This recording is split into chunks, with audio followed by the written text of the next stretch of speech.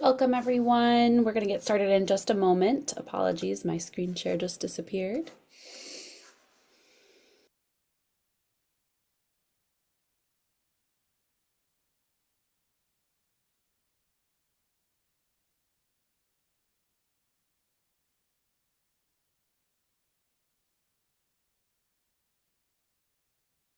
We'll get started in just a moment here, waiting for a few more folks to join us.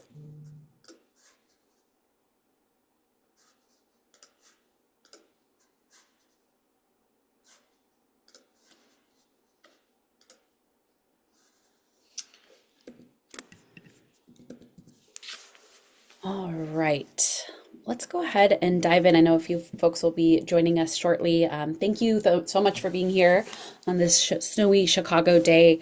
I'm grateful. We have Two and Through Project does a lot of webinars and bringing folks together, and we realized it's been almost 7 months since we've had our last spotlight and webinar. So we're excited to be back with you all, especially for this really important and valuable topic on English learners in Chicago public high schools.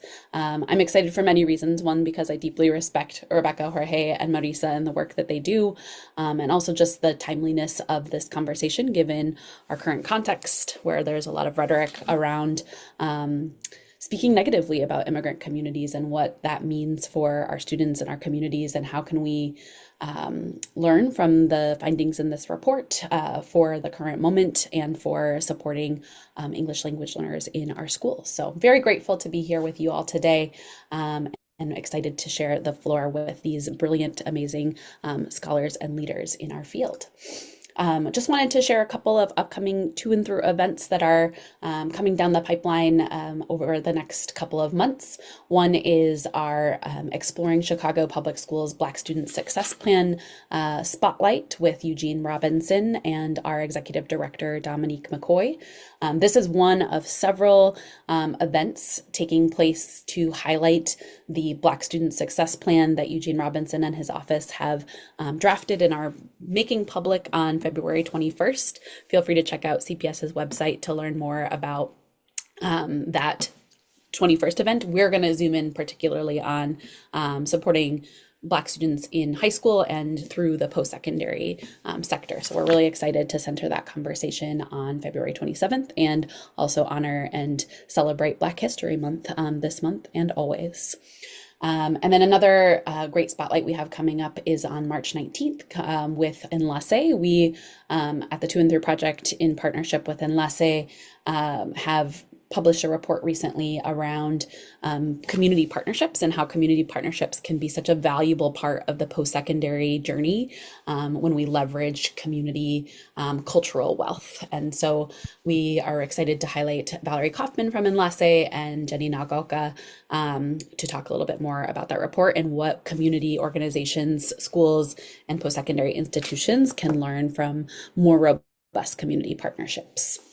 So check those events out. There's a QR code and a link in the chat if you are interested in registering for those events. And look out for our spring events coming at you in March. So the To and Through Project, for those of you who are new to our organization, is an organization that really seeks to come alongside education stakeholders to help them use data for inquiry and impact. We really believe in the accessibility and importance of data because we can't change what we cannot see. And we are in the business of sharing qualitative and quantitative data that is our own and that is the data of others as well. And that's today we are connecting the important data and report of the UChicago Consortium on School Research and the work of the Latino Policy Forum to learn and connect and make equitable outcomes come true for English learners in Chicago, we hope. I also wanted to highlight on the qualitative data side a new student stories initiative that the To and Through Project has just recently published. Our amazing colleague Jessica Guadalupe Vargas and our wonderful intern Francisca have published a new student stories series that highlights the stories of new arrival and English language learner students as they journey into their post-secondary career. We have over 41 student stories that exist of a variety of topics and focuses, but this one is hot off the presses and sort of centers English learners and how they have navigated CPS and post-secondary upon arrival. So check out that student stories series. Ashley just put that in the chat for us. So that is a little bit about some context. And now I want to pass it over to our amazing presenters. I'm going to share just a little bit about their brilliance with us and make sure that we shine some light on some of their amazing credentials that they have and that they are bringing to the table. If my screen share will cooperate. Hang on just one moment. Nope. And while I pull this up, my apologies. I do want to just note on format, we are in sort of a Zoom webinar format right now, but we will pause for Q&A 4 different times throughout the session today. And so if you have questions, please put those in the questions function. We also hope that our chat is working for you to reflect on some prompts. And we want this to be a webinar, but something that is also engaging and allows you all to process and think about takeaways for your work. And we will have time together for this first 60-minute block in the webinar. And then at the end, we have an optional post discussion coming up that we hope you all stick around for so that you can join us in discussion to help us process what we've just talked about. So stick around, there'll be a different Zoom link to share then. Okay, I am now on my correct thing here. So we are welcoming Marisa de la Torre, who is the Managing Director and Senior Research Associate at the UChicago Consortium. She is an economist with extensive econometric expertise focused on causal interference using quasi-experimental designs. Her research interests include urban school reform, school choice, and early indicators of school success. Marisa has examined the impact of school closings in Chicago, the effect of policies aimed at turnaround low-performing schools, the impact of selective enrollment high schools, long-run trends of school indicators in Chicago, and what middle grade indicators matter most to be successful in high school and college. Her research is frequently covered in the local and national media, including New York Times, Adweek, Chicago Sun-Times, Chicago Tonight, and local public radio. And before joining the UChicago Consortium, she worked for the Chicago Public Schools in the Office of Research Evaluation and Accountability. So welcome to Marisa. We're so glad you're here. Dr. Rebecca Vonderlack-Navarro is the Vice President of Education Policy and Research at the Latino Policy Forum. The vision of the Education Department at the Latino Policy Forum is that Latinos and English learners from early childhood through college will receive equitable educational opportunities leading to economic prosperity. And to accomplish this, Rebecca leads a team that concentrates its efforts on promoting quality bilingual education programming, equitable access to early childhood programming that is responsive to language and cultural difference, diversifying the teacher pipeline, quality parent engagement, and promoting Latino college access and completion. Rebecca, if that's not enough, is also a state-appointed member of the Illinois Advisory Council of Bilingual Education, the Illinois Education Equity Committee, and the Kids Advisory Committee. She also serves on the board of iWork. So many amazing flowers from these amazing humans. Jorge Macias is a senior advisor at Latino Policy Forum. He has held many senior leader positions in Chicago public schools and served as a school principal and teacher for many years. Jorge's expertise in bilingual and world language education is evident through his work as the chief officer of the Office of Language and Cultural Education at the Chicago Public Schools.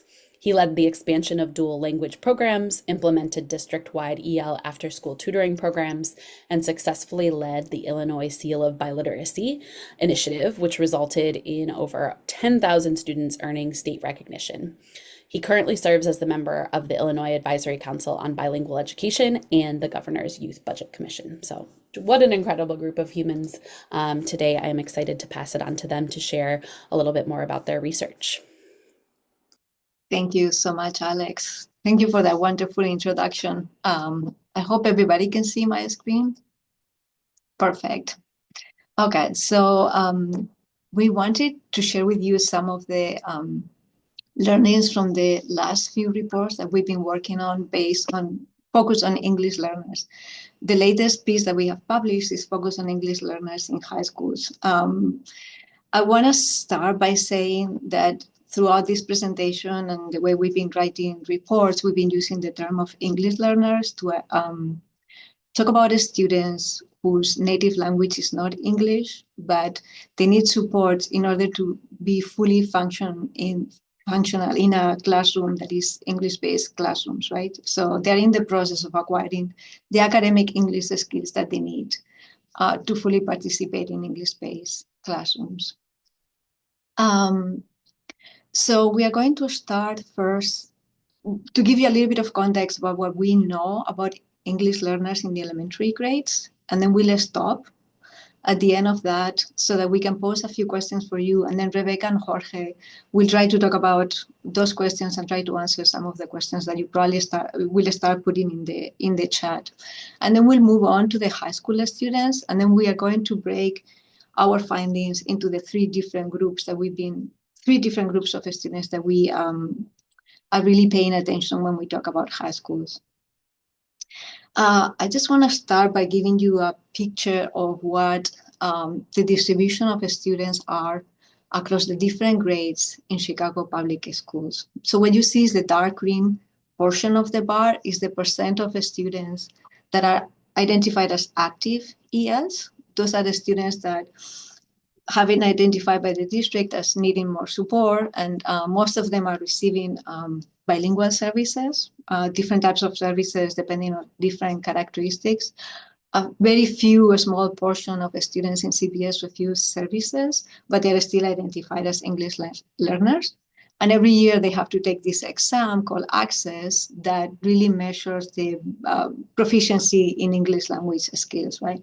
So they take it every year. If they pass certain threshold that the state determines is the level of English proficiency, then they become former ELs, right? So the light green bar is the portion of students that are former ELs, and the dark purple one is the students that have never been identified as English learners. So what you can see is like the beginning of kindergarten, like a quarter of the population or more are actually identified as active ELs.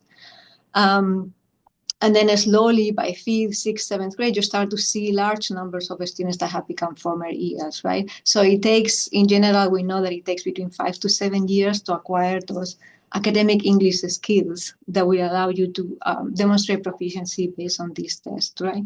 So we are going to be talking a little bit about active ELs, former ELs, and never ELs. And in the next slide, you're going to see also another group where we talk about students that began as English learners, right? Regardless of whether they're active ELs or former, as another way of thinking about this group of students. I think when we talk about English learners, the public has this view that there is a wide gap in their performance, right? So for example, this is data from the 2018 year based on the percent of students in 8th grade that were proficient, or actually who met or exceeded expectations based on the state exam, right? Which was PARC at that point. So we see the purple bar is the students that are non-ELs at that point in 8th grade versus the ones, only 1.3% of active ELs are actually meeting or exceeding expectations in that test, right? So you can see why the public has this narrative that English learners are really lagging behind in measures like this, right?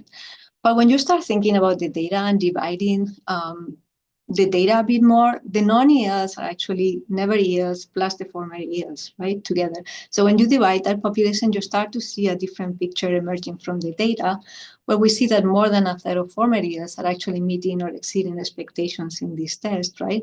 But we never see the data reported this way. So they are outperforming the never ELs, right? And when we look at other metrics, when we look at attendance, when we look at grades in their classes and other things, former ELs tend to do very similar to never ELs or outperforming them in some of these measures, right? But this is a picture that we never see because the data is not reported this way. And then finally, this is part of our initial report. We actually combined together formal and active as a way of thinking that different ways of reporting the data can actually provide different information to the public. And this is kind of like the best picture that we think provides information on how these programs and Chicago public schools and the teachers are actually preparing the students, right? These are the students that have gone through the program or are in the middle of the program. And then we see that the differences are not as stark as what we are led to believe when the data is reported in different ways. So former years tend to do well. And what I want to tell you is like by the end of 8th grade, close to 80% of the students that started in kindergarten as English learners have actually managed to demonstrate proficiency in that access test, and they are no longer active years, they are former years. So it's a large sizable group of students that progress to the point where they exit these programs.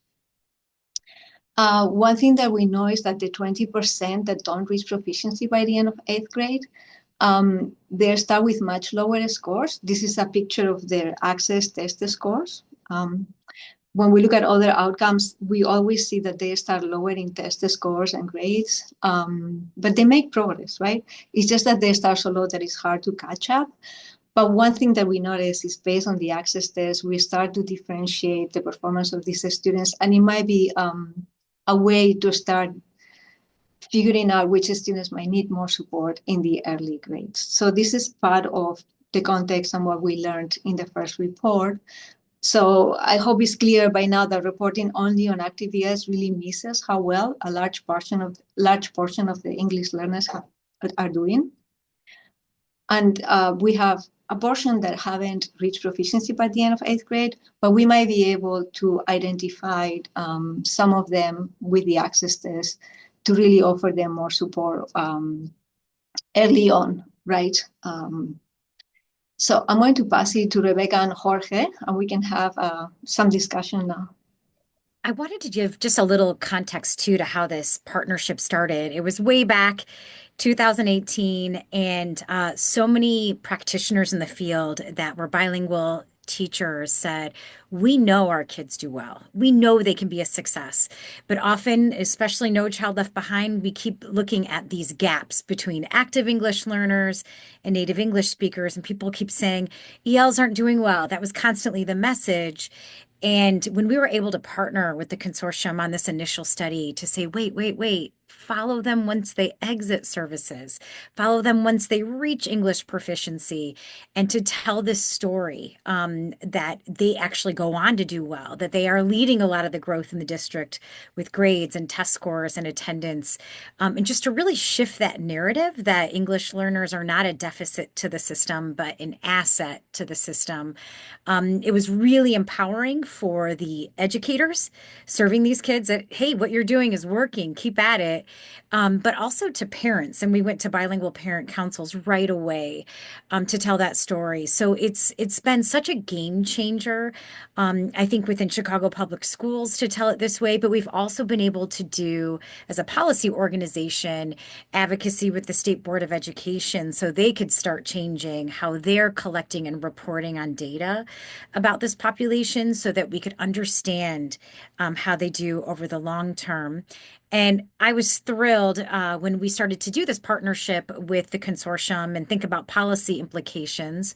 Jorge Macias was chief of what at that time was called the Office of Language and Cultural Education that oversees bilingual ESL programs. It's now the Office of Multilingual and Multicultural Education. If anyone likes acronyms, there's some fun acronyms there. But Jorge was actually leading the office when we conducted these studies. He's now a senior advisor to us.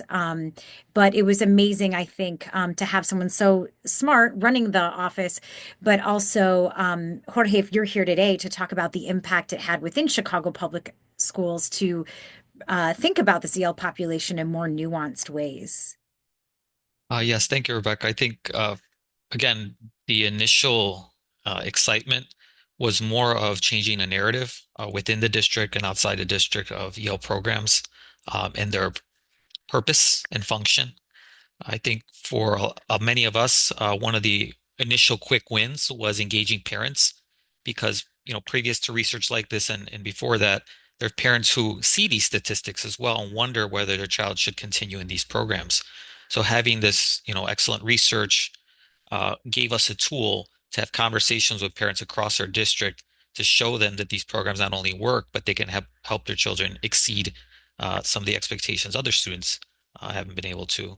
So that was a initial wonderful thing that the narrative changed when we went out looking for funding, when we talked about teacher training, when we were engaging on work around the seal of biliteracy. All this research started to demonstrate the success of the programs, and I think it started to shift mindsets.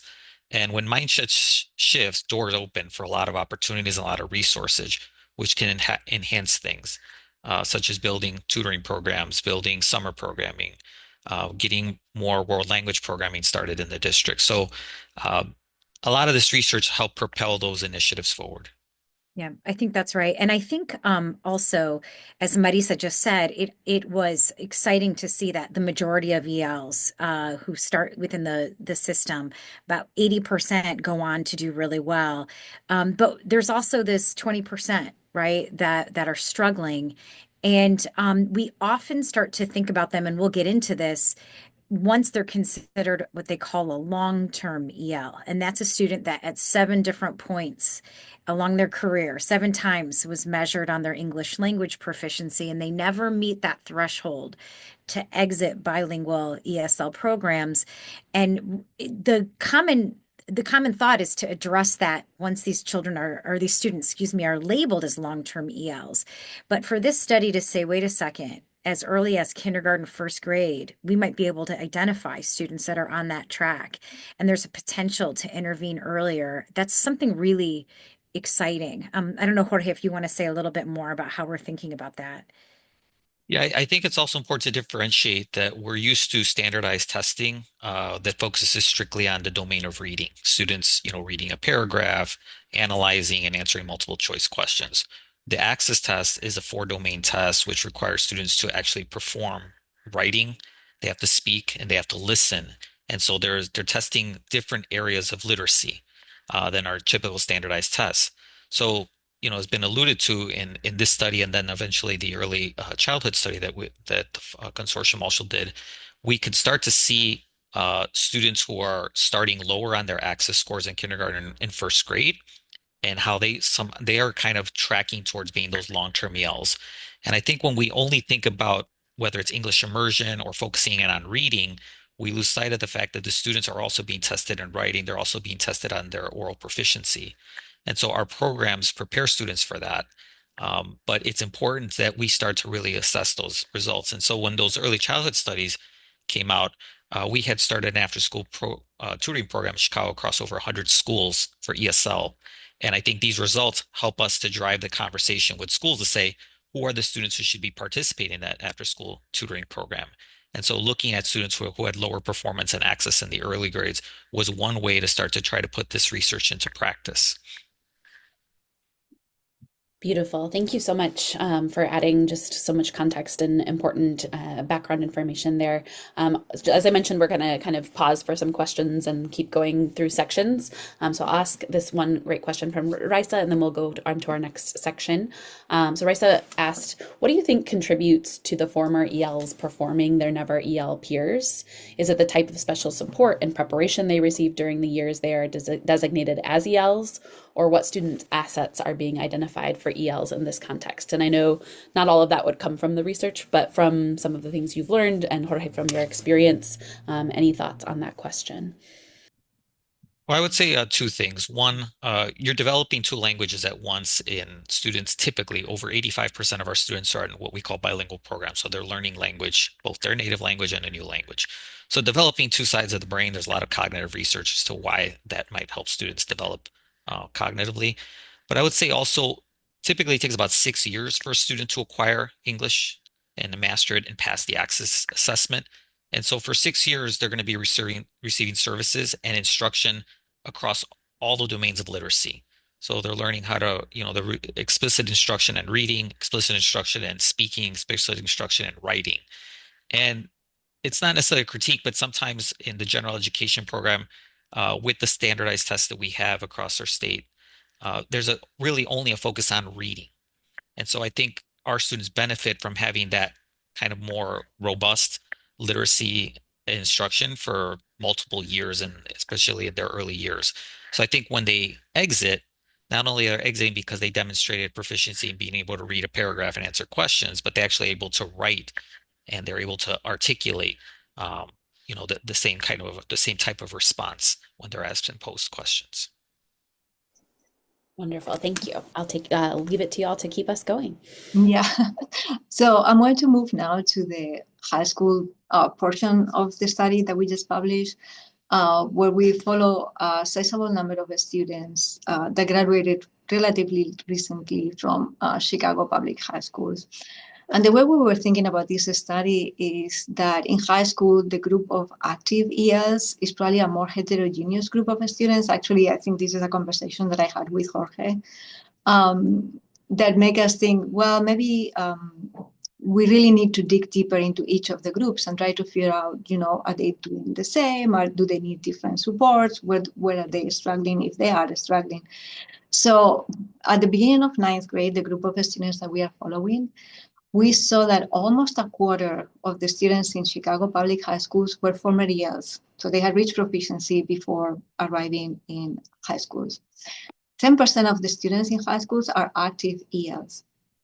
We have 7% that are long-term ELs, which means that they have been classified as English learners in CPS for 6 or more years, and they haven't actually reached proficiency based on that access test, right? Half of them have individualized education services as well, but half of them do not, right? And then we have 3% of the students in higher schools that are what we are calling late arriving ELs, active in ninth grade. They have been classified for fewer than 6 years. And when we look at the data, half of them have arrived to CPS either in 8th or in 9th grade, right? So now we are going to focus on each group at a time, and we'll stop for a few comments in between. Former ELs, right? A quarter of the students almost in CPS. A lot of them are eligible for free or reduced price lunch. A lot of them are Latinx background. You're going to see a series of slides that look like this. So I'm going to tell you the different outcomes. So we have been looking at ninth grade on-track rate, because these are the students, if you're on track, you have accumulated enough credits to move to the following grade, you have failed no more than one semester class, and that's highly correlated to high school graduation in 4 years, right? That's why we look at that early on. Then we look at the 4-year graduation rate. And then we're going to look at college enrollment among the high school graduates, and then the 2-year persistence among the college enrollees. Former ELs are the green bar in this graph. The district-wide average is in gray. So what you can see is that in all these different metrics that we are presenting over here, former ELs are continuing to perform slightly better than the district average, right? Not only when they're in high school, but college enrollment is slightly higher than other students. And we look at immediate college enrollment because that's more predictive of getting a college degree or certification. We look at the continuous 2-year persistence rate, because if you have been enrolled in college for 2 years, you are more likely to actually, again, get a college degree or credential, right? And just as a context, when we ask students what is their goal, many of them, more than 75% of them, say that their goal is to get a college degree. I think the differences start to see when we divide enrollment into 4-year and 2-year college enrollment rates. And what we see is that the 4-year college enrollment is slightly behind for former ELs, but what is really striking is the difference in the 2-year enrollment rates, right? And we know that you're more likely to get a college degree if you start in a 4-year college. We know also that, the decision to enroll in college is a very difficult one that involves many different things, right? But one thing that is clear is that when you look at the qualifications of these students, and we are looking at cumulative GPA, because that's also a predictor of finishing college, and the SAT test scores that they take in 11th grade, we see that former ELs are outperforming their peers, right, in many of these metrics. So their qualifications are strong for for the students in the district. So I think one of the takeaways when you get the data is that these students might need more support when they are thinking about college, right? To put them in the path to getting this bachelor degree that most of them say they want to get. So I'm going to pass it again to Rebecca and Jorge. Yeah, so we are obviously discussing some of the policy and practical implications here. And so I know we have some great questions being posed in the chat. So if and I know we want to get to those, but if folks also had feedback on other research that they wanted to know about former ELs, there's one in there that always comes up. I didn't quite catch the name as I was looking at it, but everyone always asks about program models. And Jorge, I'm going to have you describe on why it's a little bit difficult to get some of that information on program models. And I'm assuming you mean between dual language, bilingual, ESL. And Jorge, aren't there limitations on how much time we've had data collected on program models? Well, for example, in dual language schools, students who are in dual language up through 8th grade at this point, there's probably only about maybe 15 elementary schools that have had the program running long enough to collect like long-term quantitative data. Our high schools have already reached, there's 3 high schools that also have dual language programs now have just reached within the last few years, reached senior year. So I think to maybe make a sample size large enough to maybe draw some conclusions like that, there's now 43 or 44 dual language programs in the district. A few more years from now, I think we'll be able to have at least, among 40 schools, you might be able to have some better sampling of those larger schools and make a better, stronger comparison. Because you have to contrast that with over 500 schools offering bilingual programming. About 300 of them offer what we call transitional bilingual, and then another like close to 200 offer ESL TPI programs or transitional programs of instruction. So when you look at program models, the sizes matter, and the delivery of service among the models is very different, which is probably why that's probably the root of the question. There's obviously been a lot of work from like Thomas and Collier, this research about the program models and the most effective models. In the district, we did change our bilingual education policy in 2016 to put forward a statement about what we feel dual language education as being the best model for this type of instruction. But there are also limitations in where and when you can do dual language education in terms of teacher capacity, willingness of parents and communities to want to adopt that program model as well. But those are all great questions that, I think future research will be able to address now that our schools are progressing down these models. Yeah, and I think the popularity of dual language is definitely there and growing. The Latino Policy Forum recently worked with the Illinois Advisory Council on bilingual education that advises the State Board of Ed on different issues pertinent to English learners. And there's a newly published plan around expanding dual language programs in the state and provide some guidance on how districts can do that. So it's definitely something we're really passionate about at our organization for English learners, obviously, but for all children. And then Jorge, I'll have you do this next one too, before I think we might have to move. But given that former ELs, they are doing so well academically, I really was wondering if we could ask this question of whether they're undermatched in the high school courses that they're taking. And I know that we don't have, yeah, go ahead. Well, I don't know if they're necessarily there might be we probably have to look at courses themselves, because one thing that we did as an office is, try to steer many of these students towards our seal of biliteracy, which was through like AP enrollment, like so AP language courses, both the composition courses and the literature courses. But the district, we also want to not lose sight of the fact that they're participating in other subject college bearing courses, English courses, math courses, science courses across AP and IB. I think the district as a whole has done a really great job in adopting IB across many high schools that's enabled students to enroll in these types of programs. But there are questions we still need to ask. How many of them are seeking dual credit opportunities across the multiple universities and colleges in our area? And also, what is the enrollment across the AP courses, not just the language courses, but also like the math, science, social science, computers, etc. courses? And so those are questions that I think are still outstanding. And maybe we, the first question about what are the research we want to know? I think that's things we'd want to know. What is the enrollment of those types of courses in Chicago Public Schools looks like for this subgroup? Yeah, I think that's a great point. And I know we're also collaborating with iWork. It's the Illinois Workforce and Education Research Collaborative on more studies. And because the consortium really spearheaded this idea of looking at current and former ELs, they're doing some work looking at dual credit. And I think it's going to be the first study nationally that's looking at current and former ELs and their access to dual credit. So it's really had influence in so many ways that we're thinking about this population. Wonderful. Marisa, we're not giving you enough We time move. to get through these I know. slides. It's like I It's so have my exciting. agenda. More research.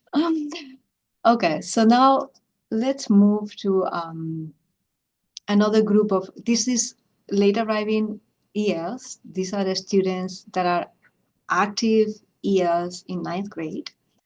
They have been classified as ELs for fewer than 6 years. And as I said before, almost half of them joined CPS either in 8th grade or in ninth grade. So very recent arrivals to CPS. There is still a large proportion of them eligible for free and reduced price lunch. And this is a group of students that even though the majority are Latinx, from a Latinx background, it's a much more mixed group of students in terms of their race and ethnicity than other groups of ELs. Similar picture as before, the 4 different outcomes that are important for high school graduation, college, and college completion. And what you see is the dark gray is the late arriving years, and again, the light gray is the district average. So what you see is that when you look at on-track data, these students are performing almost the same as the district, right? Despite arriving recently to CPS. And this is a measure that talks about how they're performing in their classes, right? Talks about the grades that they're having in their classes. So they're able to demonstrate the content knowledge in their classes, even when we are talking about ninth grade. 4-year graduation rate is likely below the district average, but not that far below. And when we are talking about college enrollment, we have relatively similar numbers, right? Which I think, when we show this to parents at some point, they were like, oh my God, these numbers are great. They never knew that my child could go to college, and this is a sizable group of students enrolling in college. Again, we see differences when we divide the college enrollment into 4 and 2-year colleges. They are more likely to start in a 2-year college and less likely to start in the 4-year college. Looking at their qualifications, when we talk about cumulative GPA, all the classes across all the high school years, it's slightly above the district average. So again, able to demonstrate the content knowledge in the classes, but it's much harder to show the knowledge when they are being tested with a standardized test that is in English, right? So that's at that point, they still have issues demonstrating their content knowledge. And what I want to highlight here is like, even though the SAT scores are low, that doesn't say much about the potential of these students in college, because when you go back here and you see that among the ones that have enrolled in college, they have a very similar number in the 2-year persistence rate. That really tells you that their preparation, that the SAT scores is not really related to how they can perform in college, right? So because of that, it's another group that might need more help with the college process, right? Trying to select and figure out what SAT that portion fits, into their portfolio of things that they can show into to colleges. Rebecca, Jorge? Yeah, these are some of the questions we've been asking more generally, not just within CPS, but even statewide, about how equipped high school districts are in accelerating newcomers' command of English. And I think what's important too is that students can come in with such wide variety of backgrounds, from interrupted schooling and trauma to others who might have really deep content knowledge in their subject matter while they're learning English. So we've been asking that question a lot, and we're also asking what is the greatest challenge that high schools are facing with newcomers at this level. And I think one thing important to think about too is we mentioned a while back in the presentation, and I know Marisa will get into it, but when we think of active English learners, it really can be a diverse group because it involves newcomers that have recently arrived, but it can also include long-term ELs who, as we mentioned, 7 years have gone by or more without passing the English exam. Those are very different groups. The long-term ELs, obviously, they many times have a good conversational English, but might not have that strong academic English. They've grown up in the system. They might have lost their home language. It's so different than a new arrival. But we lump everyone together as an active EL when their instructional needs are so different. Jorge, do you want to say more about supporting newcomers? I think the district and has benefited in a kind of a weird way that um, many of our EL students are concentrated in 20 to 25 high schools. And so one thing that does enable, though, is that you're able to concentrate resources, teacher capacity, programming, build courses that are bilingual at the high school level, which can be challenging because finding who are bilingual in, science and math can be challenging. But when there's a concentration, you can kind of hone those resources into where those needs are. I think the challenge comes when students are enrolled in high schools that traditionally don't have English learners. And I think post-pandemic and the arrival of new students, that's some of the challenge the district's been facing where students are enrolling in high schools that traditionally don't offer these services. So those schools are adapting by offering like ESL type instruction, but that's not necessarily a bilingual classroom with a person who's bilingual, especially for those new arrivals. But what we've seen is they're very resilient. Many of these students come with good, strong previous background education. Not all of them, but many of them do, and I think that's sometimes a misnomer. And so they have prepared, and they're prepared with, if they provided ESL support and focusing on language, academic vocabulary within each content area, they will be able to gradually develop in those programs and then hopefully enroll in college, like the data says. The greatest challenge we're having, of course, as I said, is post-pandemic students arriving in high schools maybe have 300 students in communities that didn't typically have bilingual families. They're trying to increase their teacher capacity. In the district, we offered for many years opportunities for teachers to earn their ESL endorsement through partnerships with local colleges and universities. We were able to increase that number by 2,000 teachers over my 9-year tenure. But that's also, recently coming probably under some challenge. We use that a lot of our federal Title III money to support those programs, and as you know, those are some of the things that might be coming under attack soon. So, those are things that we're facing. Things that work: tutoring, teachers preparedness, a culture of college going, strong post-secondary advising. Uh, that works for this group of students. And then, in terms of what do I think about the late arrivals enrolling in college, I think I wasn't necessarily surprised by the time we did this study, but I think one of the attendees today is our former colleague, Luis Narvaez, who works at the city colleges. He and I did a lot of work on this going back to when we saw the data in 15 and 16. At that time, active ELs, students who were long-term ELs and late arrivals, I think the district had only about like a 30% college enrollment rate among that group. So there was a lot of initial work done by Luis as well to partner with our post-secondary team in CPS, specifically the high school counselors.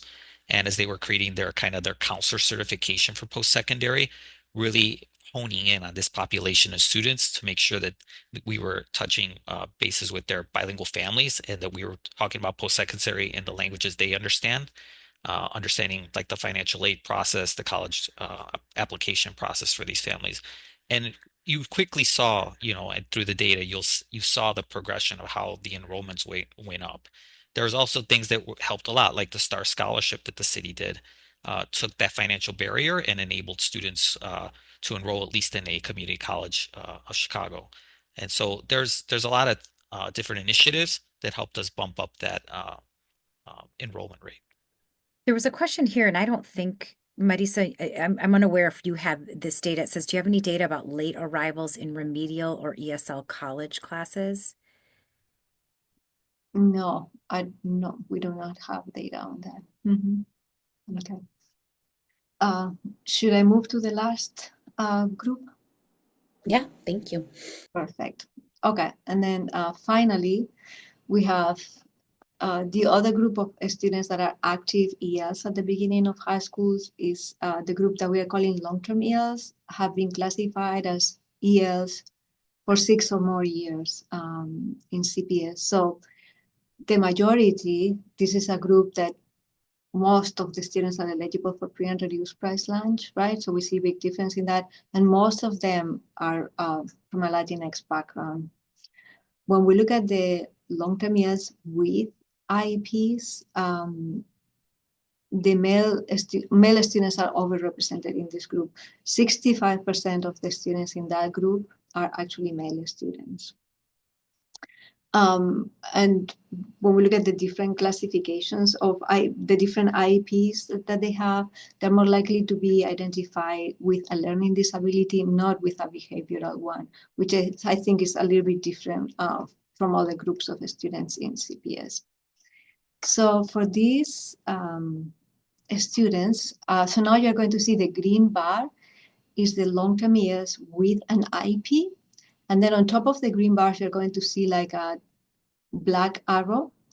That's actually the outcomes for other students that have IEPs in the district, right? So we thought that maybe that's a better comparison for that group of students. So you can keep an eye on that one. The blue bars is the long-term years without IEPs. And then again, the gray one is the district average for comparison.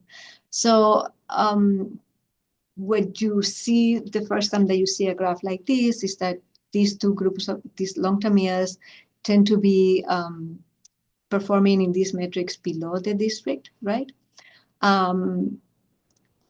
Freshmen on track is relatively high for students with IEPs. We are wondering whether the grades rubric is different for these students. We are not sure what to make exactly about that. But one thing that is clear is that the long-term years without IEPs seem to be struggling or having some issues at the beginning of 9th grade, right? Their on-track rates are much lower than any other group that we've been looking at. So beginning already in 9th grade, they seem to be lagging behind in this metric. They graduate from college, they graduate from high schools, but again, at lower rates than the district. One thing to notice is that the students, the long-term years with IEPs, they are never too far in their performance compared to other students with IEPs. So the lower graduation numbers is something that also happens to other students with IEPs as well. When enrolling college, we see a much lower numbers, but still, close to 50 or above 50 of them enrolling college. And their persistence rate is much lower. So they're having more issues once they reach college. Big differences in terms of college enrollment. This is the first time that we see differences in the numbers of long-term years with IEPs compared to other students with IEPs. So they're enrolling in 4 colleges at much lower rates than similar students when you think about similar students with IEPs. And they are much more likely to enroll in 2-year colleges, right? Big differences in these metrics.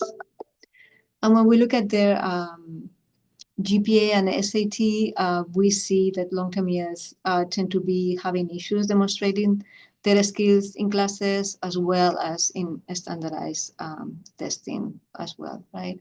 So I think for us, the next question that we have in mind and things that we want to do, we are doing research right now, is trying to understand a little bit more about the experiences that they are having in high schools, right? To understand why there are these differences for this group.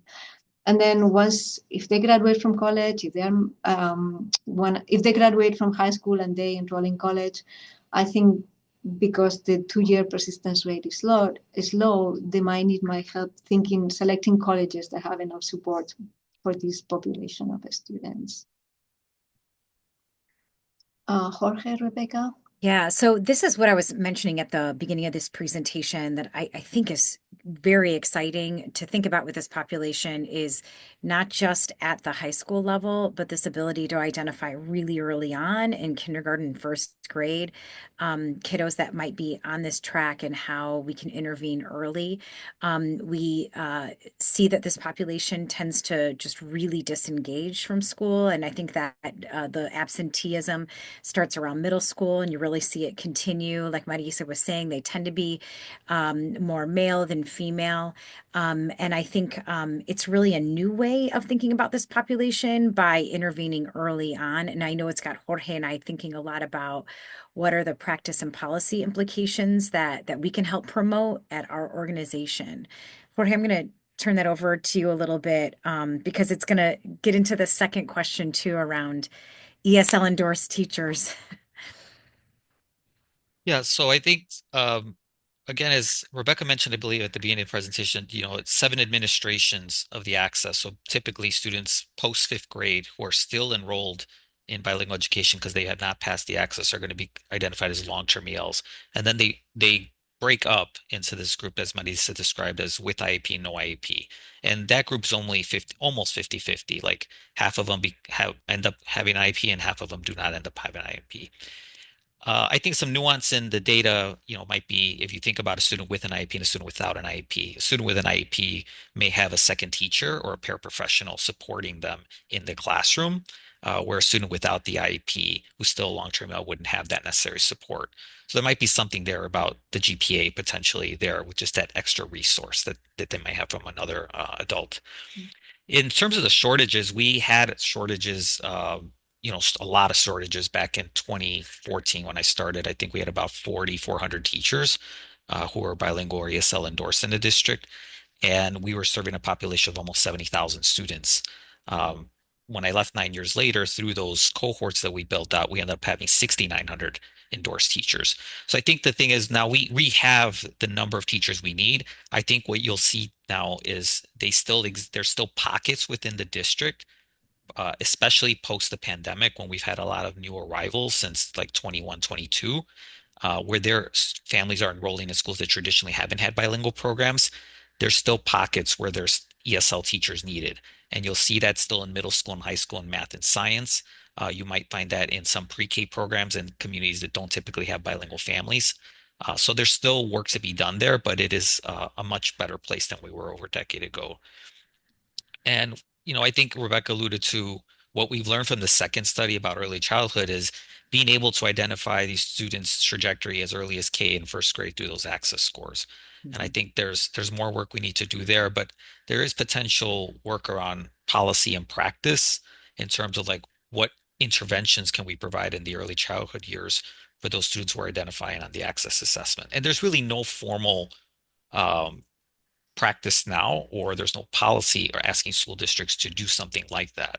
So I think through the Latino Policy Forum, we're going to be looking at potential, working with stakeholders to see if there's a way we can have school districts create a structure and practice to start identifying them early so that we hopefully can curb the trajectories you see through the research here. Yeah, I actually think that's a really exciting way to take the research. This last question, Jorge, I'm going to have you answer too about what programs can high schools implement. So this is a little bit different than thinking the early on, but if already at the high school level, what programs can high schools implement to identify and support long-term ELs beginning in ninth grade?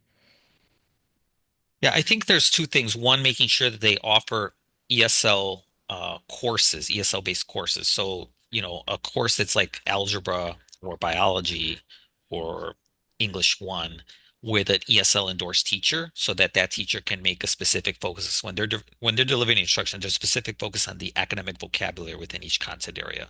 There's terms that we use in math that might not be terms that are used anywhere else for that child. So it's not like they can watch TV or talk with peers or talk with their family and learn about sums and quotients and equations and factors and all these mathematical terminology. You only hear that in the classroom. So it's important that the teacher who's delivering instruction has training on how to teach those terms, how to teach that vocabulary to students who are still acquiring English. And that's the same holds true in the science class and the social science class. There's specific language that when we're teaching students in these content areas, there's specific language that teachers need training on to learn how to make it accessible to the children. How do they use synonyms? How do they use vocabulary to build up that, academic lexicon of that student, right? And that takes training. And what we think high schools have been doing and can continue to do is making sure that they're offering these courses with endorsed teachers. And again, using cohorts, using programs, partnerships with local universities to train teachers, embedding training like we were doing in the district for teachers in these grade levels is absolutely necessary so that the teachers can develop those skills that help students learn and acquire this academic vocabulary. Yeah, I think that's great. There was one question here that I'm seeing in the Q&A. I don't think I'm doing a very good job of No, answering. you're doing incredible. Yeah, Yeah, I no, was it's going to great. ask. These are great questions. Yeah, and there's one that I know that we've talked about, Marisa, but I don't know that we've ever been able to do it. Is how big is the variation? This is asking about outcomes for former EL students across different elementary schools, and I wonder if that's something I'm curious about, not just for former ELs, but these different subgroups, like especially long-term ELs. Are we finding that they're concentrated in certain neighborhoods, certain schools, or are there trends across the district? Yeah, great question. We haven't go into the data, look at it that way, but hopefully we can continue. We are hoping to continue this line of research for many years to come. So that's something that we plan to do as well. I will say anecdotally, one thing to keep in mind, so to help folks understand, that's not necessarily, you shouldn't expect this data to be skewed because you typically will not find a proportionate amount of ELs in selective enrollment elementary schools or magnet schools. So remember, selective enrollment students have to take English assessments to test into those types of schools. So you don't, when I was working in district, when we looked at enrollment across our school types, you wouldn't see even the district average of ELs enrolled in selective enrollment schools, for example, in elementary at least. You might see former ELs enrolled in high school selective because by that time they've exited the program and they've acquired English to take those admissions tests and they'd be better prepared. But like selective enrollment gifted programs at the elementary level, those exams are still all in English. So you wouldn't see many of our English learners in those programs. So you shouldn't expect necessarily that you're seeing disproportionate amount of ELs in these types of schools. So grateful to all of the brilliance you all shared. And also, I appreciate just the charges of questions of what we can continue to grapple with and wonder about. And I'm really excited to, in a moment, move into our post discussion where I hope that as many people stick around as possible and bring some of that context and questions around practice. I know a lot of people were asking, what can we do? What are some practice? That's not necessarily going to be answered in the report, but it comes in this collective group. So what are you all doing? What's working through elementary, through high school, and through college and post-secondary? So my colleague Ashley will drop the link to the post-discussion Zoom in the chat now, or you can use the calendar invite, and we'll all go migrate over there and have a conversation if you can stick around. So if you are not able to stick around, we're grateful to you, but we hope that you continue this conversation and continue that practice. Thank you so much to Jorge, Marisa, and Rebecca if you are not sticking around, but we are going to jump over to that Zoom now. Thank you all. Thank you for having us.